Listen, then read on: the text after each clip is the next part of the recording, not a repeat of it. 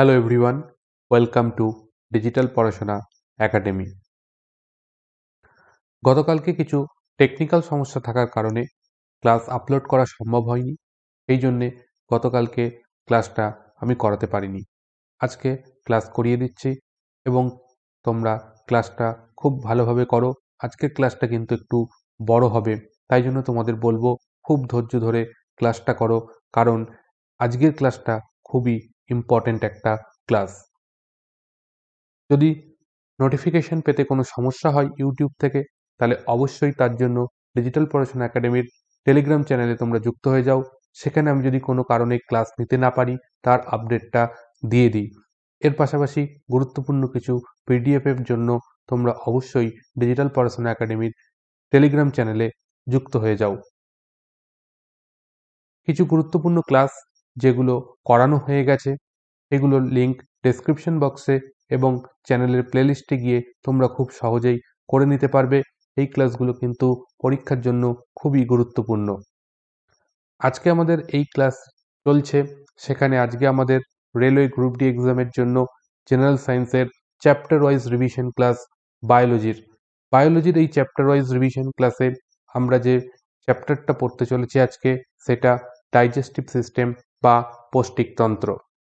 এই ক্লাসটা শুরু হওয়ার আগে তোমাদের বলে দিই, এখানে ভিটামিন রিলেটেড কিছু কোশ্চেন থাকবে, কার্বোহাইড্রেট, প্রোটিন, ফ্যাট এই রিলেটেড কিছু কোশ্চেন থাকবে। এর ক্লাসগুলো এই ইউটিউব চ্যানেলেরই একটা প্লেলিস্ট আছে, দেখবে বায়োলজি বলে প্লেলিস্ট লেখা রয়েছে, সেই বায়োলজির প্লেলিস্টের মধ্যে করানো রয়েছে। সেখানে থেকে তোমরা ক্লাসগুলো করে নেবে। ওখানে দেখবে অ্যানিম্যাল নিউট্রিশন, তারপর প্ল্যান্ট নিউট্রিশন এবং বিভিন্ন পুষ্টিমৌলগুলো, সেগুলো সম্বন্ধে ডিটেলসে ক্লাস করানো আছে। সেই ক্লাসগুলো করে নিলে তোমাদের একটু সুবিধা হবে।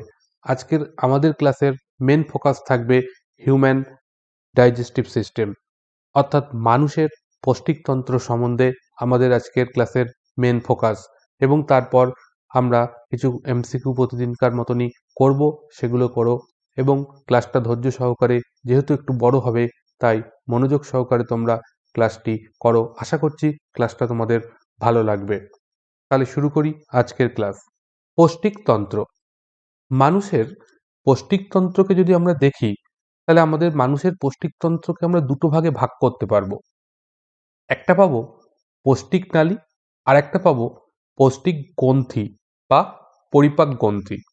এই দুটো জিনিসের সমন্বয়ে আমাদের পরিপাকতন্ত্র গড়ে উঠেছে। আমরা যদি দেখি, এই মুখবিবর যেখান থেকে শুরু হচ্ছে, সেখান থেকে আমাদের পৌষ্টিক নালী শুরু হচ্ছে এবং এটা প্রায় এই পায়ুছিদ্র পর্যন্ত তা বিস্তৃত হচ্ছে আমাদের এই পৌষ্টিকতন্ত্র, যার দৈর্ঘ্য যদি আমরা ফুটে হিসাব করি 30 থেকে 32 ফুট পর্যন্ত সেটা দীর্ঘ হয়। এটার দৈর্ঘ্য প্রায় 9 মিটার পর্যন্ত হতে পারে। 9 মিটার বলে পরীক্ষায় আসতে পারে, অথবা 30 থেকে 32 ফিট এই হিসাবেও আসতে পারে। তো এই মুখের থেকে শুরু করে একদম পায়ুছিদ্র পর্যন্ত হচ্ছে আমাদের এই পৌষ্টিকতন্ত্রের বিস্তার। এই দীর্ঘ পথের মধ্যে আমরা পৌষ্টিকতন্ত্রের বেশ কিছু গুরুত্বপূর্ণ অংশ এখানে ছবিতে দেখো দিয়ে দিয়েছি। মুখবিবর রয়েছে, গ্রাসনালী রয়েছে, পাকস্থলী রয়েছে, তারপরে দেখো ক্ষুদ্রান্ত রয়েছে, বৃহদান্ত রয়েছে এবং পায়ুছিদ্রতে গিয়ে শেষ হচ্ছে। আমি এই যে নামগুলো বললাম, এই প্রত্যেকটা হলো পৌষ্টিক নালীর অংশ। এই নালীপথে যাওয়ার সময় বেশ কিছু গ্রন্থি তার সঙ্গে যুক্ত রয়েছে। যেমন মুখের এখানে দেখতে পাচ্ছ, আশা করি তোমরা দেখতে পাচ্ছ, আমি একটু জুম করে তোমাদেরকে দেখানোর চেষ্টা করি। এখানে তোমরা দেখতে পাচ্ছ এই যে হাতের মতন চিহ্ন রয়েছে, এই জায়গাগুলো যেটা রয়েছে এইটা হচ্ছে কি, এগুলো হচ্ছে হলুদ রঙের যেগুলো রয়েছে, এইগুলো হচ্ছে আমাদের লালাগ্রন্থি রয়েছে। এখানে তোমরা এটা যেটা দেখতে পাচ্ছ, এটা হচ্ছে কি আমাদের যকৃৎ রয়েছে। এই যকৃতের ওপর দিয়ে এইখানে যে অংশটা দেখতে পাচ্ছ, এটা আমাদের পিত্তাশয় বা গল ব্লাডার রয়েছে। এছাড়া পাকস্থলী, এটাও একটা কিন্তু আমাদের পৌষ্টিক গ্রন্থি। এই হলো আমাদের মোটমাট পৌষ্টিক গ্রন্থি। এবং এই বৃহদন্ত রয়েছে, বৃহদন্তের সঙ্গে এই অংশটা যুক্ত রয়েছে, এটাকে আমরা অ্যাপেন্ডিক্স বলে থাকি।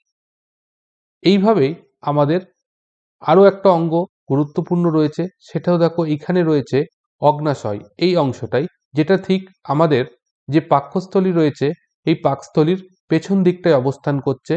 এখানে দেখো দেখানো হয়েছে অগ্নাশয় বলে, এই অংশটাই কিন্তু আমাদের অগ্নাশয় অবস্থান করছে। তাহলে এইভাবে আমাদের পাকস্থলীর গঠনটা রয়েছে। এবার আমরা দেখে নিই এই পাকস্থলীর প্রথম অংশ যেটা রয়েছে সেটা হচ্ছে মুখবিবর। মুখবিবরটা হচ্ছে পাকস্থলীর হচ্ছে প্রথম অংশ। এটা তিনটে অংশ নিয়ে গঠিত: দাঁত, জিহ্বা এবং 3 জোড়া লালাগ্রন্থি। এখানে এই যে বলেই দিলাম, এইগুলো হচ্ছে লালাগ্রন্থি রয়েছে, এরকম 3 জোড়া, মোট 6খানা লালাগ্রন্থি রয়েছে, দাঁত আছে, আর কি রয়েছে, জিহ্বা রয়েছে। এই নিয়েই কিন্তু আমাদের মুখগহ্বর। এবার এই জিহ্বা সম্বন্ধে আমরা কিছু ইনফরমেশন নিয়ে নিই। জিহ্বা এক ধরনের সঞ্চারণশীল পেশিবহুল সংবেদক অঙ্গ, মুখগহ্বরের মেঝের সঙ্গে যুক্ত থাকে। মানুষের জিহ্বায় প্রায় 10,000 স্বাদকোরক থাকে। এটা কিন্তু 2018 সালের গ্রুপ ডি এক্সামে আসা একটা কোশ্চেন। জিহ্বায় প্রায় 10,000 স্বাদকোরক থাকে, টেস্ট বাড থাকে। আমাদের জিহ্বায় 4 ধরনের স্বাদ গ্রহণ করতে পারে। তাহলে আমাদের জিহ্বা কত ধরনের স্বাদ গ্রহণ করতে পারে? সেটা হচ্ছে 4 ধরনের। সেগুলো কি?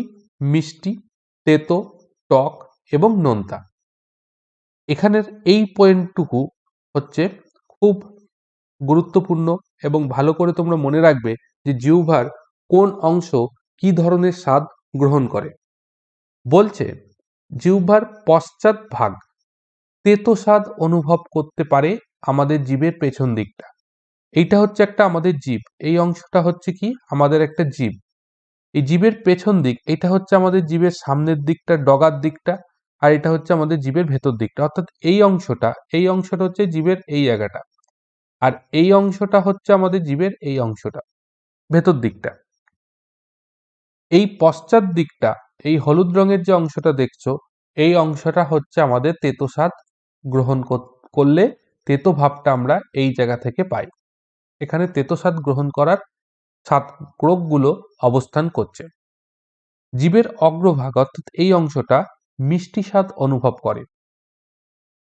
এই অংশটা এবং এই অংশটা নোনতা স্বাদ অনুভব করে, এবং এই অংশটা টক স্বাদ অনুভব করে। তাহলে এই অংশটা কিন্তু খুব ভালো করে মনে রাখতে হবে যে জিহ্বার কোন অংশ কি ধরনের স্বাদ গ্রহণ করে। এবার আসছে দাঁত। আমাদের দাঁতের সংখ্যা কতগুলো? আমাদের মোট 32টি দাঁত রয়েছে। দাঁতগুলি চোয়াল অস্থির সকেটে বসানো থাকে। এই ধরনের দাঁতকে বলা হয় থেকোডন্ট। এটা একসঙ্গে হবে থেকোডন্ট। যেহেতু আমাদের দাঁতগুলো চোয়ালের অস্থির মধ্যে বসানো থাকে, এই জন্য এই ধরনের দাঁতকে কি বলা হয়? থেকোডন্ট। মানুষের 4 ধরনের দাঁত দেখতে পাওয়া যায়। কি কি রয়েছে? ইনসিসর আছে, ক্যানাইন আছে, প্রিমোলার আছে, আর হচ্ছে মোলার। এই 4 ধরনের দাঁত দেখতে পাই। প্রত্যেক চোয়ালে 16টি করে দাঁত রয়েছে। প্রত্যেক চোয়ালে কতগুলো? 16টি করে দাঁত রয়েছে। এখানে এটা আমাদের একটা চোয়ালের দাঁতের ছবি দেওয়া হয়েছে। এখানে তোমরা দেখতে পাচ্ছ এই নীল রঙের যেগুলো রয়েছে, এইগুলো হচ্ছে আমাদের ইনসিসর। এইটা রয়েছে একটা দাঁত যেটা হচ্ছে ক্যানাইন। এই দুটো হচ্ছে প্রিমোলার, আর এই 3টে হচ্ছে আমাদের মোলার।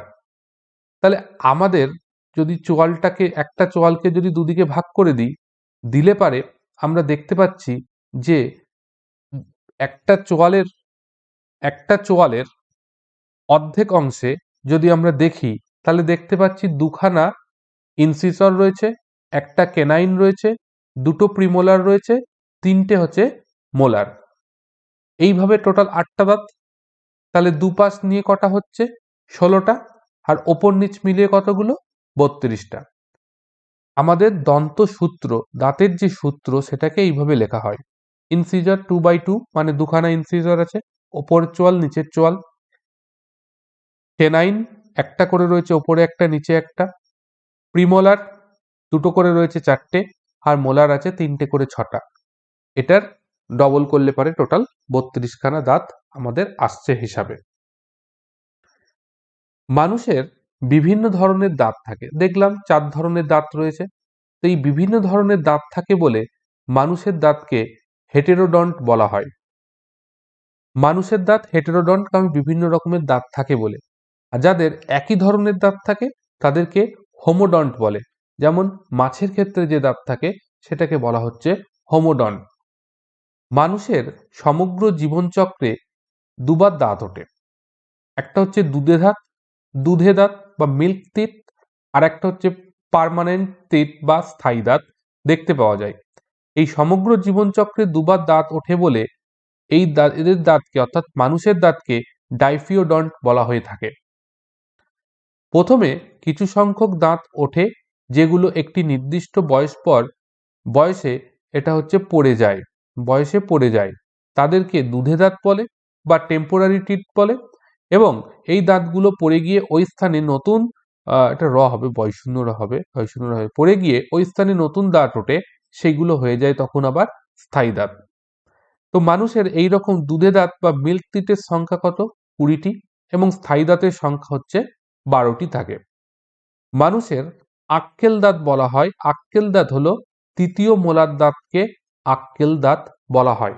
অর্থাৎ আক্কেল দাঁত যেটা সেটা হচ্ছে আমাদের তৃতীয় মোলার দাঁত, সেটাকে আমরা বলে থাকি আক্কেল দাঁত। দাঁতের বাইরের অংশ সেটা হচ্ছে এনামেল দ্বারা গঠিত। এই এনামেল হলো মানবদেহের সবচেয়ে শক্ত অংশ, আর এই এনামেল তৈরি হয় ক্যালসিয়াম ফসফেট দ্বারা। খুব ইম্পর্টেন্ট একটা লাইন, ক্যালসিয়াম ফসফেট দ্বারা কিন্তু আমাদের দাঁতের এনামেল তৈরি হয়। এবার আমরা চলে এলাম গলবিল ও গ্রাসনালি। গলবিল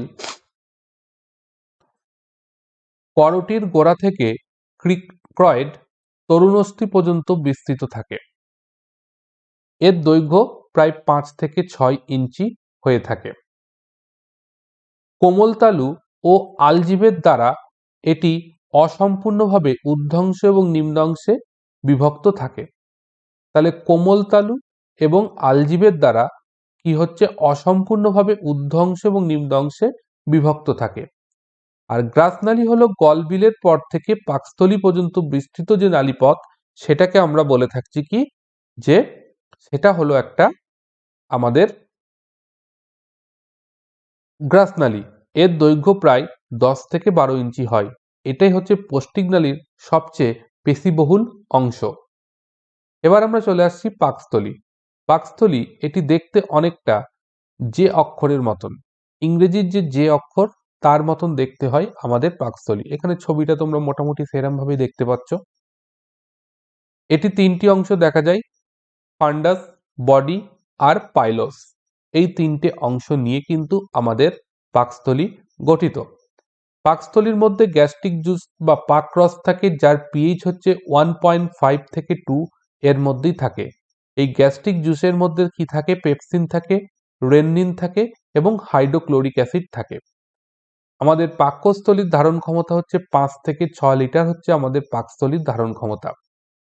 পাকস্থলীর ভেতরের দেওয়ালে পুরু মিউকাস আস্তরণ থাকে, তাই হাইড্রোক্লোরিক অ্যাসিড থাকা সত্ত্বেও আমাদের কোনরূপ ক্ষতির সৃষ্টি হয় না। Important point. অর্থাৎ এই যে পাকস্থলী রয়েছে, পাকস্থলীর ভেতরে মিউকাসের আবরণ থাকে, যেই কারণের জন্য পাকস্থলীর মধ্যে হাইড্রোক্লোরিক অ্যাসিড থাকা সত্ত্বেও পাকস্থলীতে আমাদের কোনরূপ ক্ষতের সৃষ্টি হয় না। তার কারণ হলো পুরু মিউকাস আবরণ থাকা। এবার আসছে ক্ষুদ্রান্ত। পাকস্থলীর পরে যে অংশটা শুরু হচ্ছে সেটাই হচ্ছে ক্ষুদ্রান্ত। ক্ষুদ্রান্ত প্রায় 6.25 থেকে 7 মিটারের মতন লম্বা হয়ে থাকে। দেহের সব থেকে লম্বা এবং দীর্ঘতম অংশ। এখানে মনে রাখবে, যে সমস্ত প্রাণী তৃণভোজী অর্থাৎ সবুজ ঘাস পাতা খেয়ে বেঁচে থাকে, সেই সমস্ত প্রাণীর যেহেতু সবুজ পাতাপত্র খায়, অর্থাৎ এদের মধ্যে কি খাচ্ছে? সেলুলোজ যাচ্ছে। আর এই সেলুলোজের হজম করার জন্য প্রচুর সময় লাগে। সেই কারণের জন্য তৃণভোজী প্রাণী যারা, তাদের ক্ষুদ্রান্ত অপেক্ষাকৃত লম্বা হয়। তার কারণ হচ্ছে সেলুলোজ হজম করার জন্য এদের ক্ষুদ্রান্তটা অনেক বেশি লম্বা হয়ে থাকে। ক্ষুদ্রান্তের আমরা তিনটে অংশ দেখতে পাই। একটা হচ্ছে ডিওডিনাম, ইলিয়াম আর হচ্ছে জেজুন্নাম। এই তিনটে অংশ নিয়ে আমাদের ক্ষুদ্রান্ত গঠিত। এই যে ক্ষুদ্রান্ত পাকস্থলীর সঙ্গে যেখানে যুক্ত রয়েছে সেই অংশটাকে আমরা ডিওডিনাম বলছি। এই মাঝখানের অংশটাকে জেজুন্নাম বলছি, আর যে অংশটা গিয়ে ক্ষুদ্রান্ত এবং বৃহদন্তের সঙ্গে যুক্ত হচ্ছে সেই অংশটাকে বলছি ইলিয়াম। এই ক্ষুদ্রান্তে অবস্থিত ভিলাইয়ের মাধ্যমে সরল খাদ্যবস্তুর শোষণ হয়।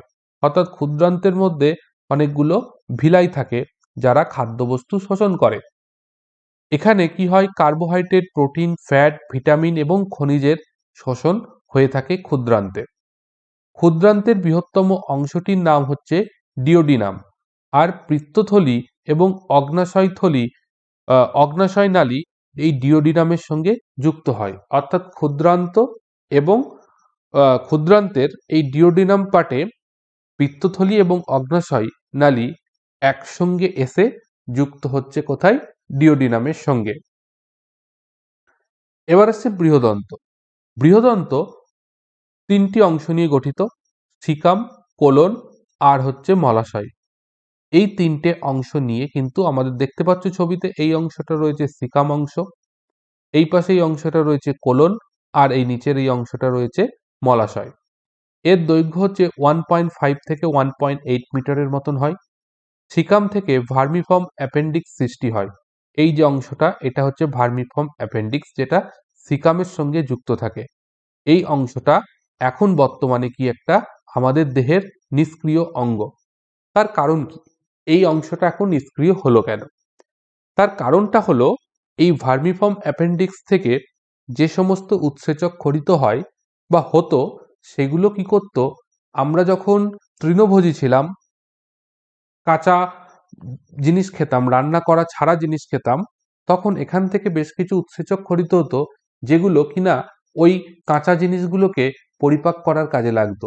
এখন আমরা রান্না করা সেদ্ধ খাবার খাই, তাই জন্য সেগুলো পরিপাক করার জন্য আর ওই অ্যাপেন্ডিক্স থেকে নিঃসৃত রসের প্রয়োজন হয় না। এই কারণের জন্য অ্যাপেন্ডিক্স এই মুহূর্তে আমাদের দেহের নিষ্ক্রিয় অঙ্গে পরিণত হয়েছে। এই বৃহদন্তের মধ্যে যে জিনিসগুলো শোষণ হয় সেটা হচ্ছে জল, খনিজ লবণ ও বিভিন্ন ওষুধ যেগুলো আমরা খাই, সেগুলোর শোষণ কিন্তু এই বৃহদান্তে এসে সম্পন্ন হয়। এবার আমরা চলে আসছি পৌষ্টিক গ্রন্থিতে। আমাদের দেহে যে পৌষ্টিক গ্রন্থিগুলো দেখতে পাই সেগুলো হচ্ছে লালাগ্রন্থি, যকৃৎ দেখতে পাচ্ছি, অগ্নাশয়, পাকস্থলী এবং আন্তিক গ্রন্থি। প্রথমে চলে আসছে লালাগ্রন্থি। লালাগ্রন্থি হলো এক প্রকার বহিঃক্ষরা গ্রন্থি। এখান থেকে লালারস ক্ষরিত হয়। লালারসের মধ্যে অ্যামাইলেজ, টায়ালিন, মল্টেজ, মিউসিন, দুবার এসে গেছে মিউসিন, এবং লাইসোজোম, এই সমস্ত উৎসেচকগুলো থাকে। লাইসোজোম খাদ্যবস্তুতে অবস্থিত ব্যাকটেরিয়া ধ্বংস করে দিতে পারে। এই লাইসোজোম লালারস মিশ্রিত খাদ্যবস্তুকে বলা হয় বোলাস। এটা ইম্পর্টেন্ট। বোলাস হচ্ছে কি? লালারস মিশ্রিত খাদ্যবস্তুকে আমরা বোলাস বলে থাকি। মানুষের 3 জোড়া লালাগ্রন্থি দেখতে পাওয়া যায়। এই যে দেখতে পাচ্ছ কানের পাশে যে জায়গাটা রয়েছে সেটা হচ্ছে প্যারোটিড গ্রন্থি। এটাকে বলা হচ্ছে প্যারোটিড গ্রন্থি। এটা হচ্ছে আমাদের কানের পাশে থাকে। মাম্পস যখন হয়, মাম্পস একটা রোগ, সেই রোগটা যখন হয় তখন কি হয়, এই প্যারোটিড গ্রন্থির ইনফেকশন হয়, যার জন্য আমাদের কানের নিচে দিয়ে ওই অংশটা ফুলে যায়। এটা হচ্ছে প্যারোটিড গ্রন্থি। নেক্সট আসছে, সেটা হচ্ছে সাবম্যাক্সিলারি গ্রন্থি।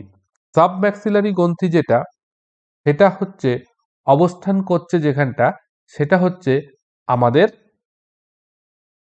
নিচের দিকে, অর্থাৎ ওই গলার নিচের দিকের অংশটাই, সেই জায়গাটায় কিন্তু অবস্থান করছে। এরম জায়গায় দেখতেই পাচ্ছ ছবিতে, এই জায়গায় কানের নিচে থেকে নিচের দিকে নেমে এসে একদম গলার নিচের দিকে অংশটা, সেখানটাই হচ্ছে সাবম্যাক্সিলারি অবস্থান করছে। আর সাবলিঙ্গুয়াল যেটা একেবারে আমাদের জিভের তলদেশে অবস্থান করছে গ্রন্থিগুলো। এবার এখানে দেখে নাও এই গ্রন্থিগুলোর সম্বন্ধে। প্যারোটিড গ্রন্থি আমাদের দেহের সব থেকে বড় লালা গ্রন্থি হচ্ছে এটা। মামস হলো এই প্যারাটিড গ্রন্থির ইনফেকশন। এই গ্রন্থি মানুষের কানের নিচে দুপাশে অবস্থান করে। সাবম্যাক্সিলারি গ্রন্থি এটি নিচের চোয়ালের দুপাশে অবস্থান করে। আর সাবলিঙ্গুয়াল এটি জিভের নিচের দুপাশে অবস্থান করে। এখানে টায়ালিন উৎসেচক শ্বেতসারকে মল্টোজে পরিণত করে। আর লালারসে থাকা মিউসিন খাদ্যনালীকে কি করে, পিচ্ছিল করে দেয়। সেটা কি, এই লালারসের মধ্যে অবস্থিত মিউসিন যে উৎসেচক থাকে সে কি করে, খাদ্যনালীকে পিচ্ছিল করে দেয়, যাতে খাবার গলা থেকে একেবারে আমাদের পাকস্থলিতে চলে আসতে পারে। এবার পাকস্থলী। পাকস্থলী মিউকাস স্তর, বিভিন্ন গ্রন্থিকোষ থাকে। মিউকাস থেকে মিউকাস ক্ষরণ হয়। পেপটিক কোষ পেপসিন নিঃসরণ করে। আর প্যারাইটাল কোষ থেকে, প্যারাইটাল কোষ বা অক্সিনটিক্স কোষ থেকে HCl খরিত হয়। তাহলে আমাদের পাকস্থলীর মধ্যে HCl কোথা থেকে খরিত হয়? প্যারাইটাল কোষ বা অক্সিনটিক কোষ থেকে। অগ্নাশয়। অগ্নাশয় হচ্ছে একটি মিশ্র গ্রন্থি। এখানে অন্তঃক্ষরা এবং বহিঃক্ষরা উভয় হিসাবেই কিন্তু এটি কাজ করে। বহিঃক্ষরা অংশ থেকে অগ্নাশয় রস নিঃসৃত হয়, যা কার্বোহাইড্রেট, প্রোটিন এবং ফ্যাট জাতীয় খাদ্যের পরিপাকে সাহায্য করে। অগ্নাশয় রসে উপস্থিত উৎসেচকগুলো হলো অ্যামাইলেজ, লাইপেজ, ট্রিপসিনোজেন। এই সমস্ত উৎসেচকগুলো অগ্নাশয় রসে উপস্থিত থাকে। অন্তঃক্ষরা অংশ থেকে হরমোন নিঃসৃত হয়। এখানে যে হরমোনগুলো থাকে সেগুলো তোমরা জানো, গ্লুকাগান থাকে, ইনসুলিন থাকে, ঠিক আছে। এই সমস্ত হরমোনগুলো, গুরুত্বপূর্ণ দুটো নাম বললাম, এই দুটো হরমোন কিন্তু আমাদের এই অগ্নাশয় থেকে ক্ষরিত হয়। যকৃৎ। যকৃৎ হলো আমাদের দেহের বৃহত্তম পৌষ্টিক গ্রন্থি। সেটা হচ্ছে কি, এই যকৃৎ। যকৃতের মধ্যে পিত্তরস সংশ্লেষিত হয়, যা পিত্তথলিতে জমা থাকে। যকৃৎ হেপারিন নিঃসরণ করে, যা রক্তবাহের মধ্যে রক্ত জমাট বাঁধতে দেয় না।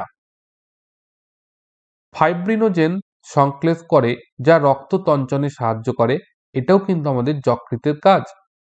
যকৃতের মধ্যে ভিটামিন এ সংশ্লেষিত হয়। এছাড়া ভিটামিন এ, ডি এবং সি এই যকৃতের মধ্যে সঞ্চিত থাকে।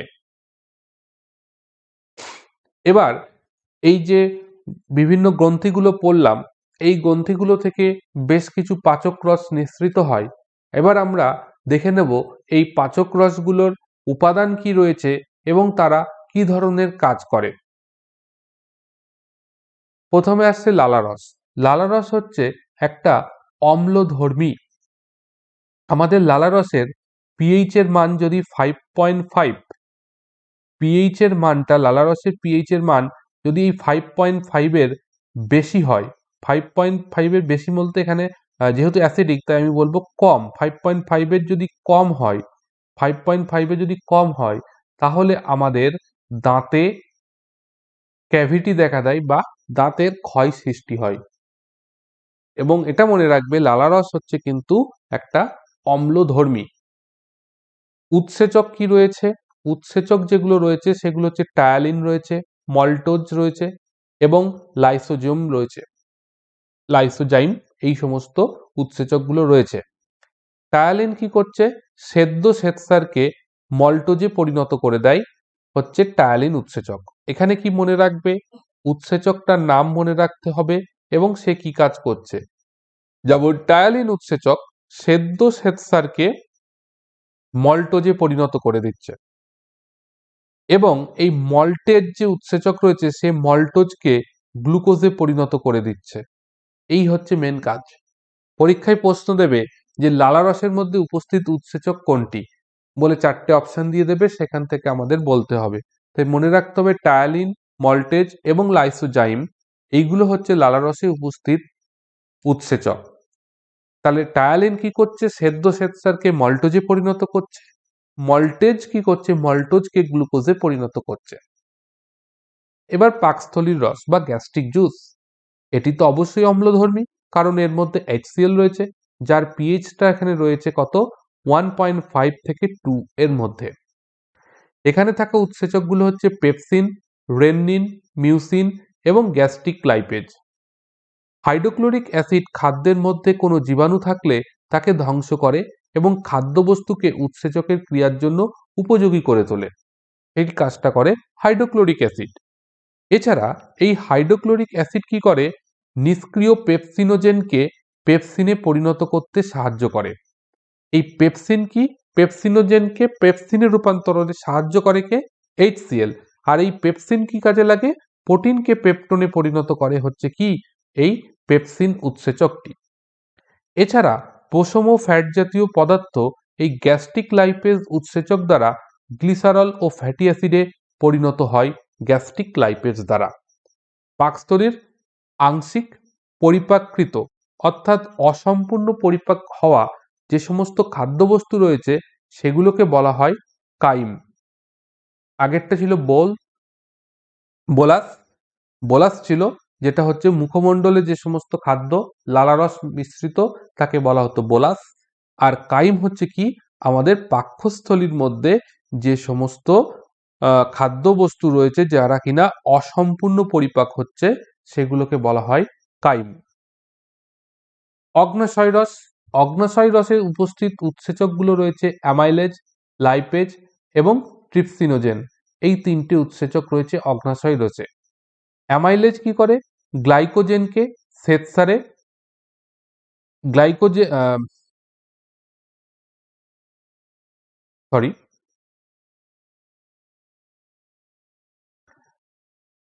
অ্যামাইলেজ কি করছে, গ্লাইকোজেন ও শ্বেতসারকে মল্টেজে পরিণত করে।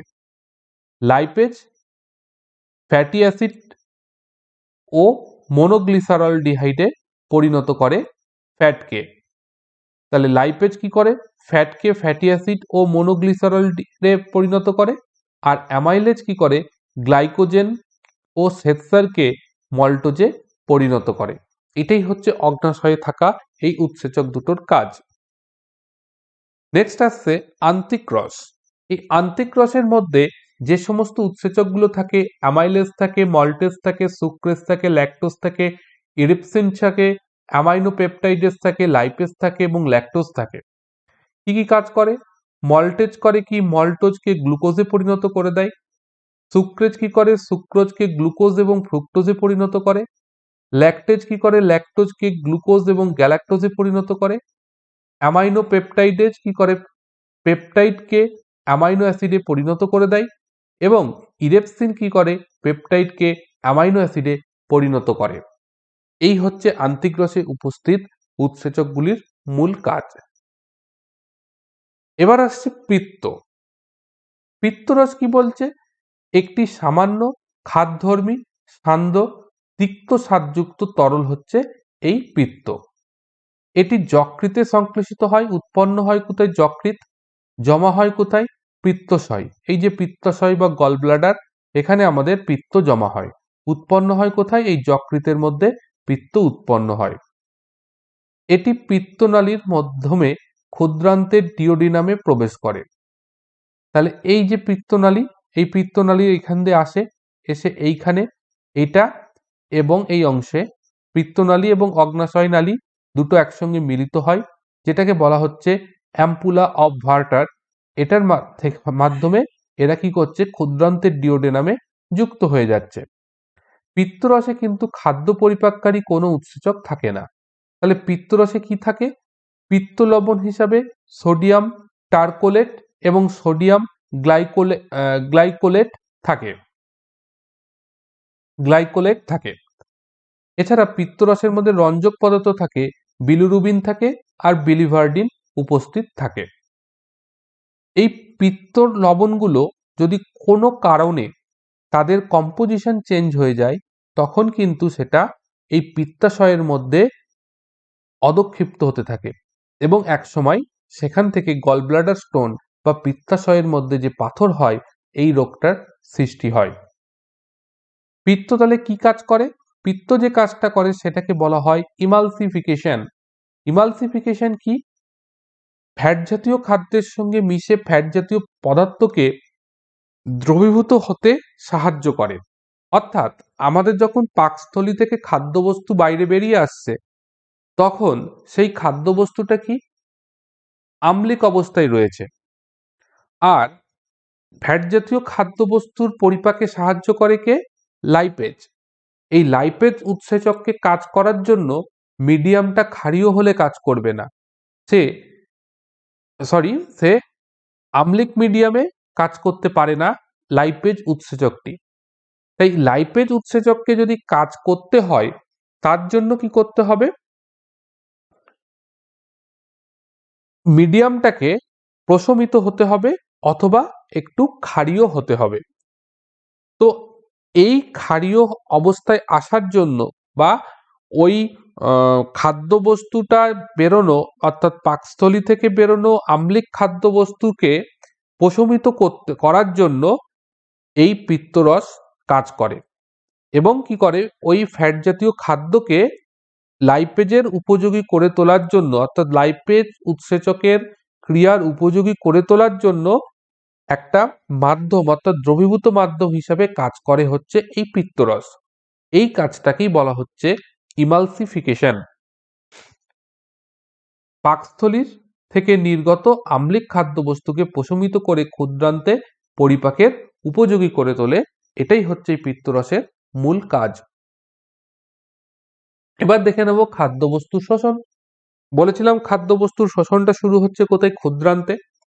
ক্ষুদ্রান্তে জেজুন্নাম এবং ইলিয়াম, এদের ভিতর কি থাকে? ভিলাই থাকে।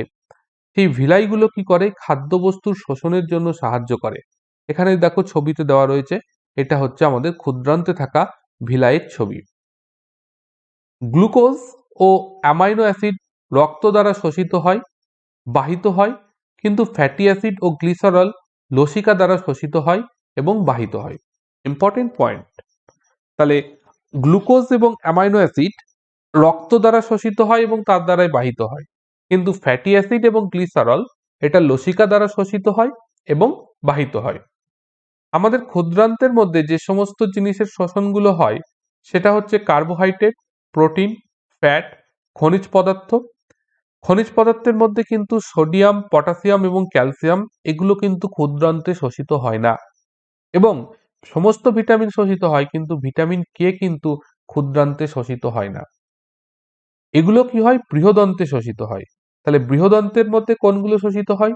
জল, খনিজ পদার্থের মধ্যে সোডিয়াম, পটাশিয়াম, ক্যালসিয়াম এবং ভিটামিন কে। এর পাশাপাশি আমরা যত মেডিসিন খাই, যত ওষুধ খাচ্ছি, সেগুলো কিন্তু সব আমাদের এই বৃহদান্তে এসে শোষিত হয়। তো আজকের ক্লাসের থিওরি এই পর্যন্তই ছিল। আশা করছি থিওরি তোমাদের ভালো লেগেছে।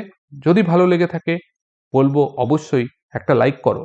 এবার আমরা চলে যাচ্ছি এমসিকিউ সেশনে। দেখো, নিম্নলিখিতগুলির মধ্যে কোন উৎসেচকটি অগ্নাশয় থেকে ক্ষরিত হয়? আগেই তোমাদের বলে দিয়েছি যে উৎসেচকের নাম কিন্তু মুখস্থ রাখতে হবে, তাহলে কোশ্চেন অ্যান্সার করা যাবে না। তাহলে অগ্নাশয় থেকে যে উৎসেচক ক্ষরিত হয় সেটা এখানে যেগুলো দিয়েছে তার মধ্যে ট্রিপসিন, এটা হচ্ছে আমাদের অগ্নাশয় থেকে ক্ষরিত একটি উৎসেচক। নিম্নলিখিতগুলির মধ্যে কোনটি মানুষের দেহে সবচেয়ে বড় গ্রন্থি? তাহলে যকৃৎ হলো মানুষের দেহের সবচাইতে বড় গ্রন্থি। মানুষের দেহে পিত্ত কোথায় উৎপন্ন হয়? তাহলে পিত্ত উৎপন্ন হয় যকৃতে, সঞ্চিত হয় কোথায়? পিত্তাশয় বা গল ব্লাডারে। তাহলে অপশন সি হচ্ছে আমাদের সঠিক উত্তর। নিম্নলিখিতগুলির প্রাণীগুলির মধ্যে কোনটি তুলনামূলকভাবে লম্বা অন্ত্র দেখা যায়? তাহলে তোমাদেরকে কি বলেছি, যারা তৃণভোজী প্রাণী তাদের সেলুলোজের পরিপাকের জন্য বেশি সময় লাগে, সেই কারণের জন্য তাদের ক্ষুদ্রান্তটা লম্বা বা দীর্ঘ হয়। তাহলে এখানে যে উদাহরণগুলো দেওয়া আছে তার মধ্যে খরগোশ হচ্ছে একটা তৃণভোজী প্রাণী, তাই খরগোশের কি হবে? অন্ত্রটা বা ক্ষুদ্রান্তটা তুলনামূলকভাবে লম্বা হবে। আমাদের মুখের লালারসের পিএইচ কত হলে দাঁতের ক্ষয় শুরু হয়ে যায়? সেটা হচ্ছে 5.5 এর চেয়ে যদি কমে যায় বা 5.5 বলতে পারি, সেটা হলেই কিন্তু দাঁতের ক্ষয় শুরু হয়ে যাবে। নিম্নলিখিতগুলির মধ্যে ড্যাশের জারণের ফলে সবচেয়ে বেশি পরিমাণ শক্তি উৎপন্ন হয়? ফ্যাট, গ্লুকোজ, প্রোটিন, কার্বোহাইড্রেট, এই সমস্ত জিনিসগুলোর তাপন মূল্য বা ক্যালোরিফিক ভ্যালু কত, এই ডিটেলসে ক্লাস কিন্তু নিউট্রিশনের যে ক্লাস করানো আছে তোমাদের প্রথমেই বলে দিয়েছি যে বায়োলজির যে একটা প্লেলিস্ট আছে সেখানে বেশি না 4টে ভিডিও করানো আছে, সেই 4টে ক্লাসের মধ্যে কিন্তু তোমরা অবশ্যই দেখে নেবে, সেখান থেকে এই ভ্যালুগুলো পেয়ে যাবে। তো এটা হচ্ছে ফ্যাট জাতীয় খাদ্য দহনের ফলে সবচাইতে বেশি পরিমাণ কিন্তু আমাদের এই শক্তি পাওয়া যায়, প্রায় 9.1 ক্যালোরি। কার্বোহাইড্রেট, প্রোটিন এবং ফ্যাটের সম্পূর্ণ পরিপাক কোথায় সম্পন্ন হয়? তাহলে এদের পরিপাক সম্পন্ন হয় ক্ষুদ্রান্তে। দেখবে ক্ষুদ্রান্তে কার্বোহাইড্রেট, প্রোটিন, ফ্যাট তিনটেরই শোষণ হয়, অর্থাৎ ক্ষুদ্রান্তের মধ্যেই তাদের কিন্তু পরিপাক সম্পন্ন হয়। তারপরে যেই জেজুন্নাম এবং ইলিয়ামে আসে তখন এদের প্রত্যেকের শোষণ সম্পন্ন হয়ে যায়। প্রোটিন জাতীয় খাদ্যের অভাবে কোন রোগটি হয়? তাহলে প্রোটিন জাতীয় খাদ্যের অভাবে যে রোগটা হয় সেটা হচ্ছে কোয়াশিওরকর। নিম্নলিখিতগুলির মধ্যে কোন ভিটামিনটি কলাতে পাওয়া যায়? কলা মিন্স ব্যানানা। সেই ব্যানানাতে কোন ভিটামিন পাওয়া যায়? মনে রাখবে ব্যানানাতে ভিটামিন বি পাওয়া যায়। বিপাক সম্পর্কে কোনটি সঠিক? বিপাক মানে আমাদের দেহে ঘটে চলা যাবতীয় রাসায়নিক প্রক্রিয়া, সেগুলোকেই বিপাক বলা হয়ে থাকে।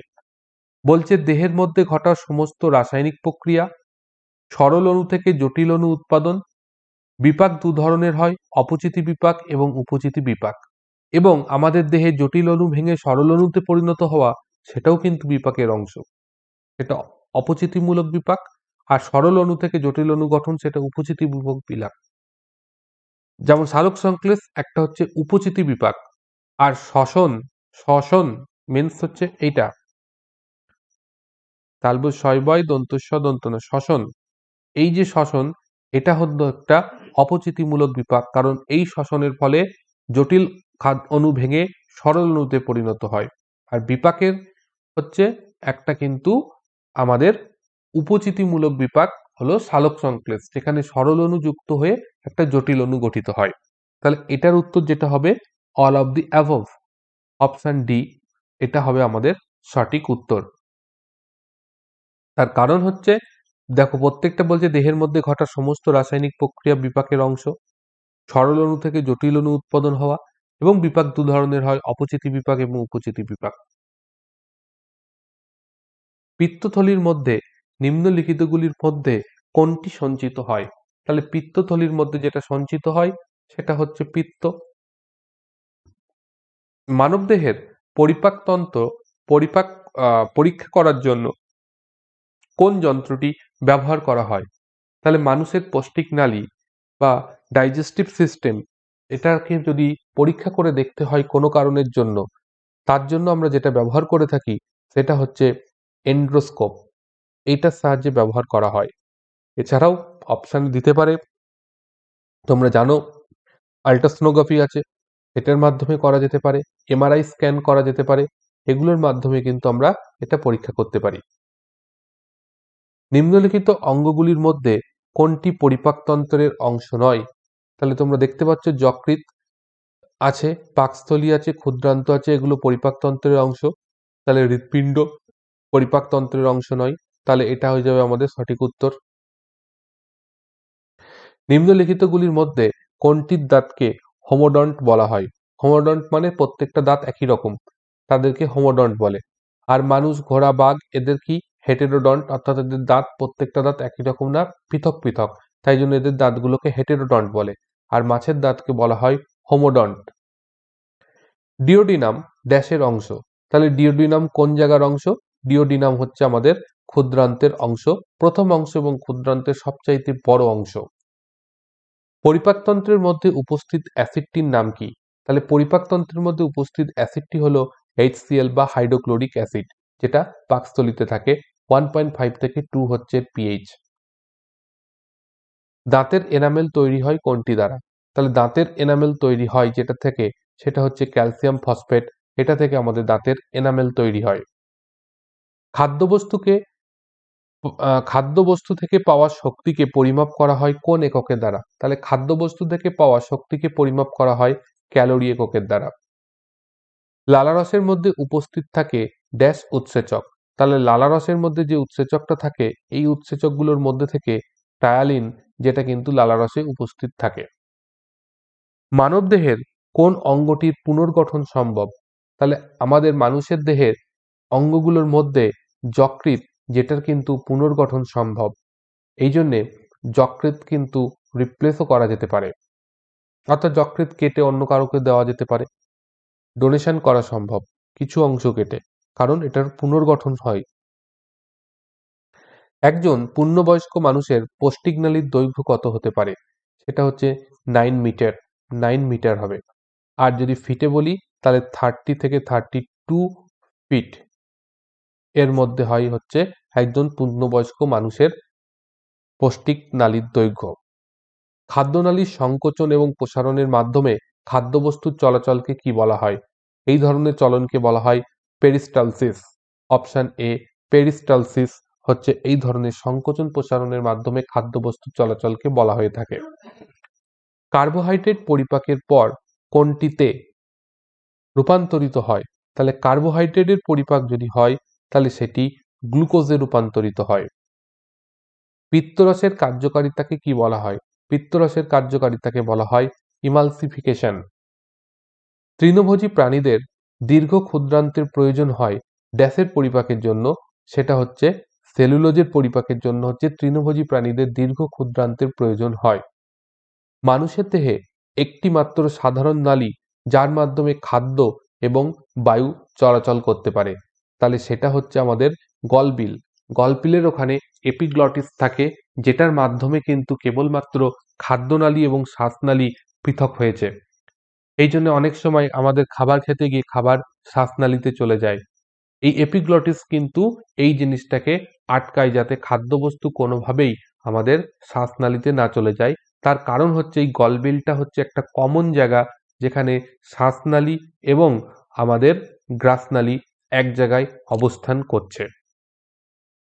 আজকের ক্লাসে এই কটা কোশ্চেনই ছিল। আশা করছি ক্লাসটা তোমাদের ভালো লেগেছে। আর যদি ভালো লেগে থাকে তাহলে বলবো সম্পূর্ণ বিনামূল্যে লাইক করো, কারণ লাইক করতে কোনো পয়সা লাগে না। এবং ক্লাসটা সকলের মধ্যে প্রচুর পরিমাণে শেয়ার করো, যাতে সকলে এই ক্লাসগুলোর মাধ্যমে উপকৃত হতে পারে। চ্যানেলে নতুন হয়ে থাকলে অবশ্যই সাবস্ক্রাইব করে নাও, এবং এখানে প্রতিনিয়ত তোমরা এই ধরনের সম্পূর্ণ বাংলায় জেনারেল সায়েন্সের ক্লাস করতে পারবে। যদি কোনো তোমাদের সাজেশনস থাকে তার জন্য কমেন্ট বক্সে কমেন্ট করে জানাও। এছাড়া কোনো ডাউট থাকলে, কোনো প্রশ্ন জিজ্ঞাসা থাকলে আমাকে নির্দ্বিধায় জিজ্ঞাসা করতে পারো। দেখা হচ্ছে নেক্সট ক্লাসে। সকলকে ধন্যবাদ।